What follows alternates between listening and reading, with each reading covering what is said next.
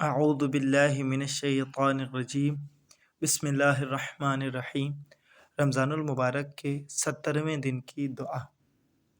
کتاب بلد الامین میں حضرت محمد مصطفیٰ صلی اللہ علیہ وآلہ وسلم سے روایت ہے کہ آپ فرماتے ہیں کہ جو شخص بھی رمضان المبارک کے 70ویں دن اس دعا کی تلاوت کرے گا، اگر وہ خسارہ اٹھانے والوں میں بھی شامل ہو تب بھی اسے معاف کر دیا جائے گا۔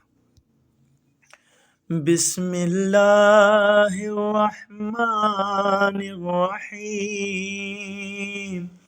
اللہم اہدنی فیہ لصالح الاعمال واقض لی فیہ الحوائج والآمال یا من لا يحتاج الى التفسیر والسؤال یا عالما بما فی صدور العالمین صل علی محمد وآلہ الطاہرین۔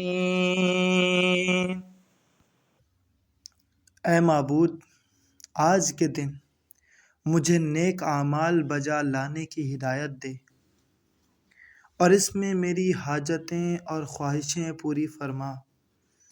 اے وہ جو سوال کرنے اور ان کی تشریح کا محتاج نہیں، اے ان باتوں کے جاننے والے جو اہل عالم کے سینوں میں ہیں، محمد اور ان کی پاکیزہ آل پر رحمت نازل فرما۔